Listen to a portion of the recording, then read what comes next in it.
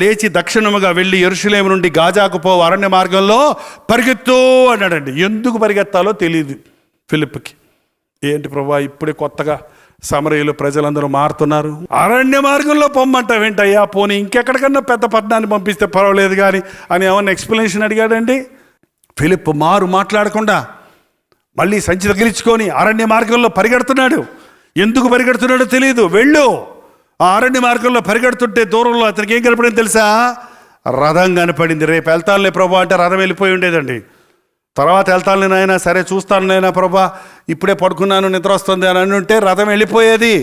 రథం వెళ్తుంటే రథం వెనకాల పరిగెత్తాడంట. అబ్బా, ఆత్మల కొరకు పరుగు, ఆత్మలు సంపాదించాలంటానికి పరుగు, దేవుని చిత్తం చేయడానికి పరుగు. ఆ రథాన్ని వెంబడించు అన్నాడు ప్రభు. ఎట్ట వెంబడించమంటావు? నాకు రథం అని అడిగాడా? నాకు రథం ఎట్ట వెంబడించమంటావు అని అడిగాడండి. ఇవాళ క్రైస్తవత్వం అణగారిపోవడానికి కారణం ఏంటో తెలుసా? సారం లేకపోవడానికి కారణం ఏంటో తెలుసా? అక్షరాన్ని పాటిస్తున్నాము కానీ ఆత్మను అనుసరించటం లేదు. ఆచారాలను పాటిస్తున్నామే కానీ ఆత్మ నడిపింపులతో కార్యం జరగటం లేదు. ఒక్కసారి ఆలోచించేయండి. పరిగెత్తమన్నప్పుడు అతను పరిగెడుతూ ఉంటే, రథంతో పాటు పరిగెడుతుంటే రథంలో కూర్చున్నటువంటి అధిపతి చదువుతూ ఉన్నాడు. 29వ వచనం, అప్పుడు ఆత్మ ఫిలిప్పుతో నీవు ఆ రథము దగ్గరకు పోయి దానిని కలుసుకొనమని చెప్పాను. ఫిలిప్పు దగ్గరకు పరిగెత్తుకొని పోయి అతడు ప్రవక్త అయిన యెషయా గ్రంథము చదువుచుండగా విని, నీవు చదివినది నీవు గ్రహించుచున్నావా అని అడిగెను. రథం వెనకాల పరిగెడుతూ ఉండగా యెషయా గ్రంథాన్ని చదువుతున్నాడు. చదువుతున్నప్పుడు ఫిలిప్ అడిగాడు, నీవు చదువుతున్నది నీవు గ్రహిస్తున్నావా? ఈయన ఒక సువార్తికుడు సంచి తేలించుకొని ఉన్నాడు, పరిగెడుతున్నాడు. ఆయన ఒక పెద్ద మినిస్టర్, ఏంటండి, ఫైనాన్స్ మినిస్టర్, మంత్రి. ఆయన రథం మీద కూర్చున్నాడు, ఏదో చదువుకుంటున్నాడు. నీకు చదివేది నీకు అర్థమవుతుందా అని అడిగితే ఏమనాలి చెప్పండి? అసలు మామూలుగా ఏంటో నన్ను అడుగుతున్నావు, నాకు తెలీదు. ఏంటంటే నువ్వేది నాకు చెప్పేది, నాకు తెలుసు. చాలామంది అండి ఈ రోజున నేర్చుకుందామని మనసు లేదు, అంత తెలిసినట్టు మొహం పెడతారు. తెలిస్తే తెలిసినట్టు ఉండండి, తెలియకపోతే చిన్నతనం కాదు, తెలియదని చెప్పండి. If you want to learn anything you must accept that you don't know that. నువ్వు ఏదైనా నేర్చుకోవాలంటే నాకు తెలియదు అన్న సంగతి నువ్వు ఒప్పుకోవాలి, లేకపోతే నీ బతుకులో నువ్వేమీ నేర్చుకోలేవు. నీకు అన్నీ తెలుసా? అన్నీ తెలుసా అండి మనకి? ఎన్ని తెలుసా మీకు? తెలియని ఎన్నో ఉన్నాయి, నేర్చుకోవాల్సిన ఎన్నో ఉన్నాయి. ముఖ్యంగా దేవుని విషయాలు మరి ఎన్నో ఉన్నాయి, తెలియని చాలా ఉన్నాయి. తెలుసా అనకండి.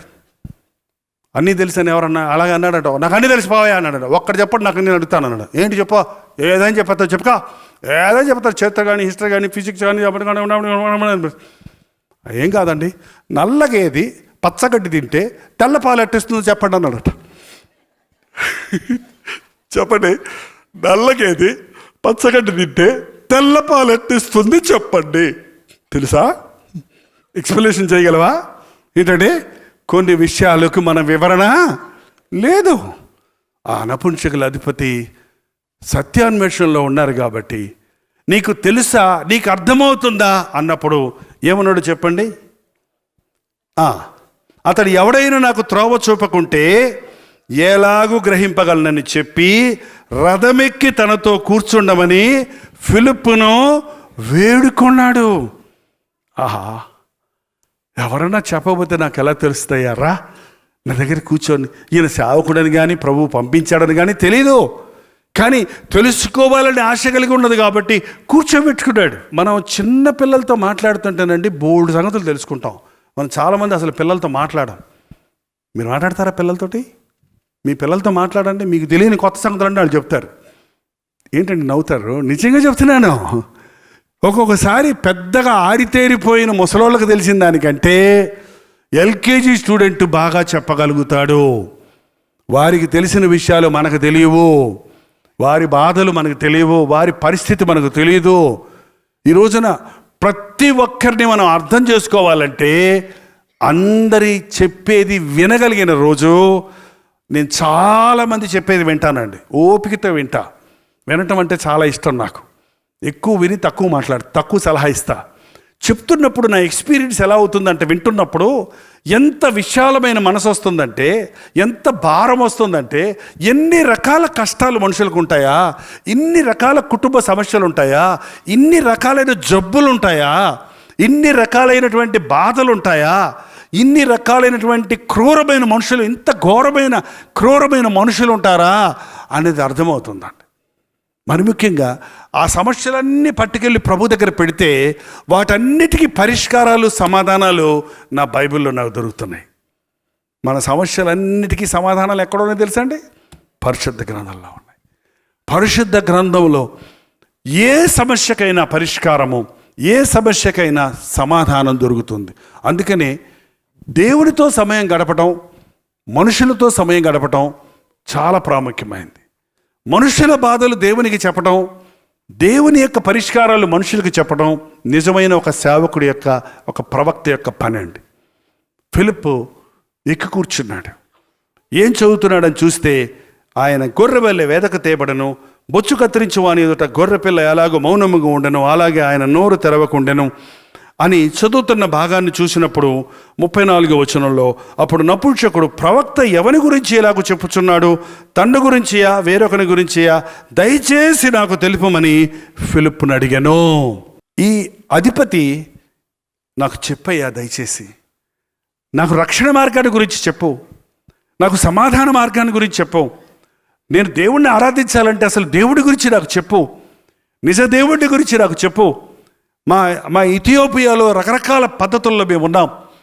నిజదేవుడు యెరూషలేములో ఉన్నాడని విన్నాం. నేను ఇక్కడికి వచ్చాను, కానీ నాకేం అనిపించలేదు, ఇక్కడ నాకేం అర్థం కాలేదు. ఇక్కడ ఇదిగో ఈ గ్రంథం చదువుకుంటున్నాను, అర్థం కావట్లేదు నాకు ఇక్కడ. దయచేసి ఇది ఎవరి గురించి? యెషయా ప్రవక్త తన గురించి చెప్పుకుంటున్నాడా, లేకపోతే మరొకరి గురించి చెప్తున్నాడా? ఆ మరొకరు ఎవరు, ఏంటి అని అడిగినప్పుడు ఫిలిప్ ఏం చేశాడు చూడండి. అందుకు ఫిలిప్పు 35వ వచనం, ఫిలిప్పు నోరు తెరిచి లేఖనములను అనుసరించి అతనికి యేసును గురించి సువార్త, యేసును గురించిన సువార్త, నశించుచున్న వారికి వెరితనం, సిలువను గురించిన సువార్త, నశించుచున్న వారికి వెర్రితనం, కానీ రక్షించబడుచున్న మనకి దేవుని యొక్క శక్తి. సేవకుని నోటులో ఉండవలసింది యేసు నామం, యేసు నామములో ఉన్న శక్తి, యేసు క్రీస్తు చేసిన సిలువ యాగం, యేసు క్రీస్తు ద్వారా లభ్యమయ్యే పరలోక భాగ్యం. ఈ మాటలు చెప్పకపోతే మనుషుల్లో పరివర్తన జరగదండి, పశ్చాత్తాపం కలగదండి, రక్షించబడరు, దేవుని రాజ్య వారసులు కాలేరు. యేసుని గురించి వివరించినప్పుడు అతని మనోనేత్రాలు తెరవబడ్డాయి. యేసు క్రీస్తు యొక్క నామములో నీ నోటిలో ఒప్పుకొని నీ హృదయంలో అంగీకరిస్తే నీవు రక్షించబడతావు. ఆయన నామంలో క్రీస్తుతో పాటు మనం చనిపోయిన ఎడల తిరిగి లేస్తాం. అక్కడ ప్రసంగం అంతా నోట్ చేయలేదు అక్కడ, కానీ ఎంతసేపు వివరించాడో నాకు తెలియదు. కానీ యేసుక్రీస్తు నామములో ఉన్న పాప క్షమాపణ గురించి వివరించినప్పుడు ఎవరో చెప్పకుండాను కానీ ఆ రథం వెళ్తుండగానే అక్కడ నీళ్ళు కనపడితే, అవిగో నీళ్ళు, నాకు బాప్తీసం ఇవ్వడానికి అభ్యంతరమో ఏంటి? మీ పాస్టర్ గారు బాప్తీసం తీసుకున్నావా అని మిమ్మల్ని అడుగుతారా, లేకపోతే నాకు బాప్తీసం ఇవ్వండి అని మీరు వెళ్ళి అడుగుతారా? ఇంకెందుకు బాప్తీసం తీసుకోలేదు, తొందరగా తీసుకోండి బాప్తీసం అని పాస్టర్ గారు చెప్తే తీసుకుంటారా? లేకపోతే నా ప్రభువు నన్ను రక్షించాడు, మారుమనసు పొందాను, బహిరంగంగా నేను బాప్తీసం పొందాలి అనే ఆసక్తి మీకు వస్తుందా? యేసుక్రీస్తు సువార్తని విన్నవాడికండి, నువ్వు బాప్తీసం తీసుకో, నువ్వు రొట్టె ద్రాక్షరసం తీసుకో, నువ్వు ఆదివారం ఆలయానికి రా, నువ్వు పొద్దున్న లేచి రండి బైబిల్ చదువుకో, నువ్వు మోకరించి ప్రార్థన చేసుకో, నువ్వు వారానికి ఒకసారి ఉపవాసం ఉండి ప్రార్థన చేసుకో, నీ హృదయ శుద్ధిని జాగ్రత్తగా కాపాడుకో, నువ్వు సినిమాలు చూడకూడదు, నువ్వు సారాయి తాగకూడదు, నువ్వు అబద్ధాలు ఆడకూడదు, నువ్వు దొంగతనం చేయకూడదు అని చెప్పుకుంటూ కూర్చుంటే వాడు రక్షించబడ్డవాడా, రక్షించబడని వాడా? రక్షించబడని వాడికి చెప్పాలి, రక్షించబడిన వాడికి చెప్పనవసరమో లేదు. నీ మనస్సాక్షి నీకు చెప్తుంది.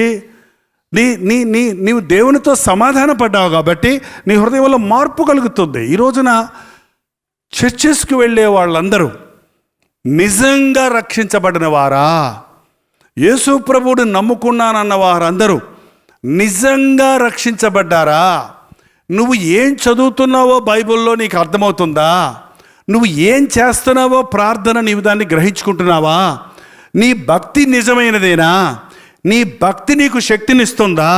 అన్నది తప్పక మనం ఆలోచన చేయాలి. యెహెజ్కేలు గ్రంథం 33వ అధ్యాయం 31వ వచనం. నా జనులు రాదగిన విషయముగా వారు నీ యొద్దకు వత్తురు, నా జనులైనట్టుగా నీ ఎదుట కూర్చుండి నీ మాటలు విందురు గాని వాటిని అనుసరించి ప్రవర్తింపరు. వారు నోటితో ఎంతో ప్రేమను కనపరుచుదురు గాని వారి హృదయం లాభమును అపేక్షించుచున్నది.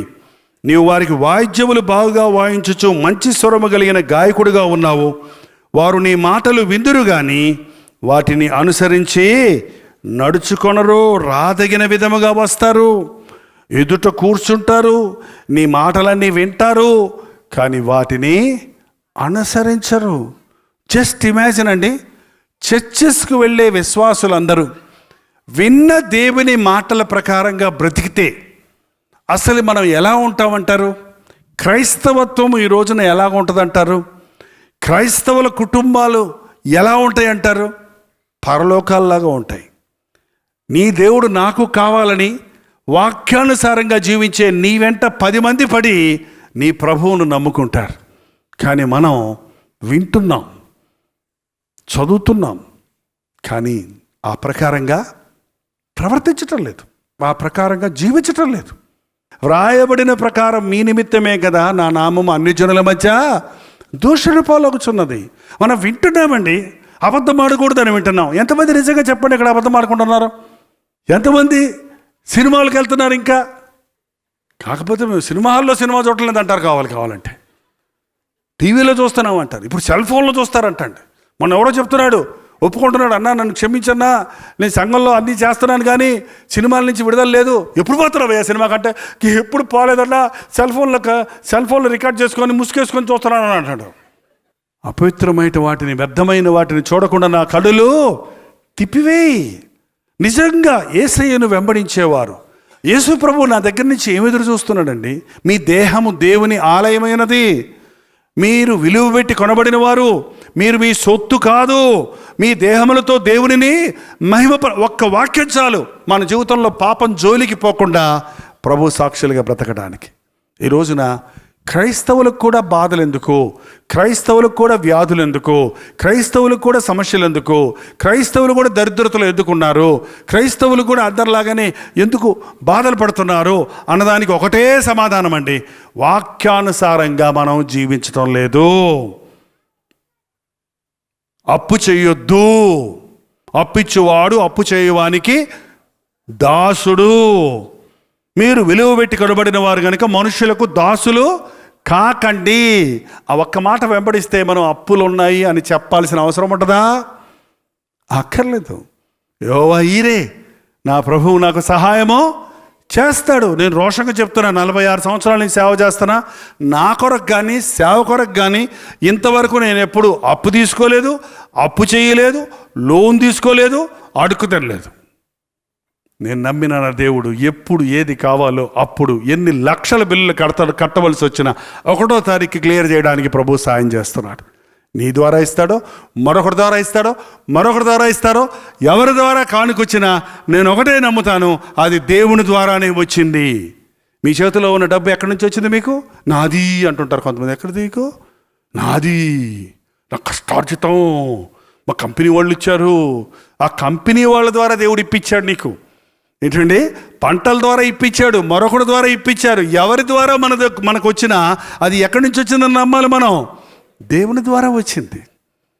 ఈ రోజున వాక్యాన్ని వింటున్నామండి, ఖచ్చితంగా ఒక తీర్మానం చేయలేకపోతున్నాం. అందుకనే దేవుని కొరకు నిలబడితే, నేను ఈ విగ్రహానికి మొక్కను, మీ దేవుడు విడిపించడానికి సమర్థుడా? మా దేవుడు విడిపించడానికి సమర్థుడు. విడిపించకపోయినా సరే ఈ అగ్నిగుండంలో మలమల కాలిపోతాం కానీ మేము మొక్కము. కాలిపోయారా? ఏంటండి?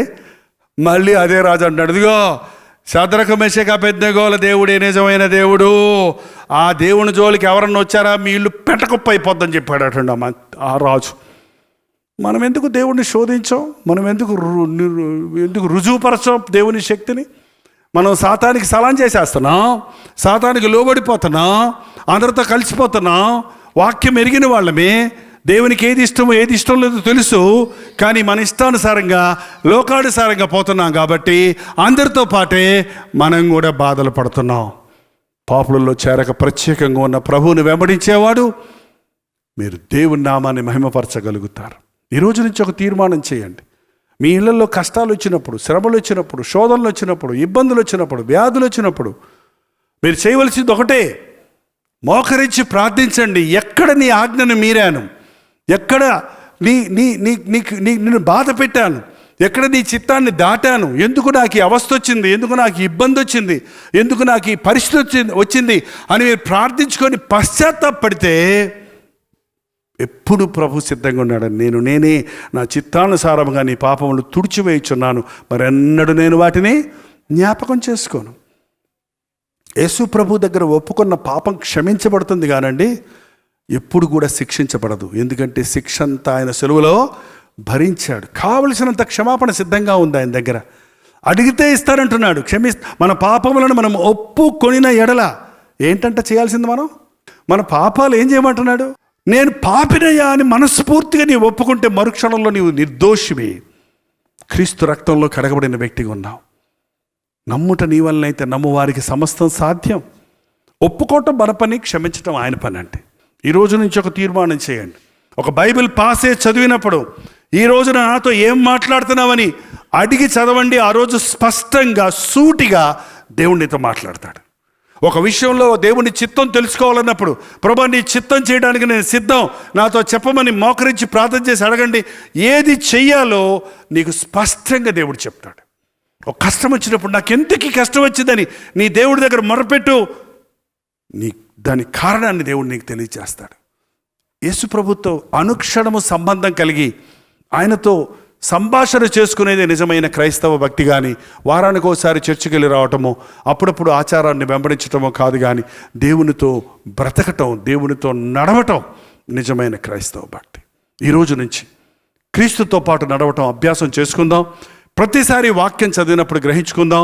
ప్రతిసారి ఒక ప్రసంగం విన్నప్పుడు ఈరోజు ఈ ప్రసంగంలో నుంచి నాతో దేవుడు ఏం మాట్లాడాడు అన్నది తేల్చుకోకుండా ఇక్కడి నుంచి వెళ్ళిపోవద్దండి.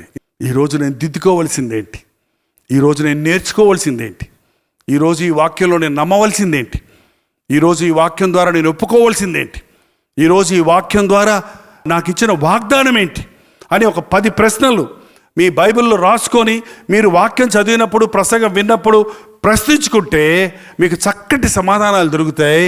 మీరు ఆధ్యాత్మిక పరిపక్వతలోకి వెళ్తారు. మీరు క్రీస్తు కొరకు యోధులుగా జీవించగలుగుతారు. కల్లోలములతో నిండిన ఈ లోకంలో స్థిరమైన విశ్వాసం కలిగి నేను నమ్మిన వాడిని నేను ఎరుగుదును అని చెప్పగలిగిన పరిస్థితుల్లో మనం ఉండాలి. నా విమోచకుడు సజీవుడు అని చెప్పగలిగిన పరిస్థితుల్లో ఉండాలి. నేను ఆయనకు అప్పగించిన దాన్ని ఆ దినము వరకు ఆయన కాపాడుతాడు అన్న విశ్వాసంతో ఉండాలి. నన్ను బలపరచు అని ఎందు నేను సమస్తము చేయగలను అన్న పాజిటివ్ థింకింగ్లో మనం ఉండాలి. నేను ఎప్పుడు బలహీనున్నో నేను అప్పుడు బలవంతుణ్ణి.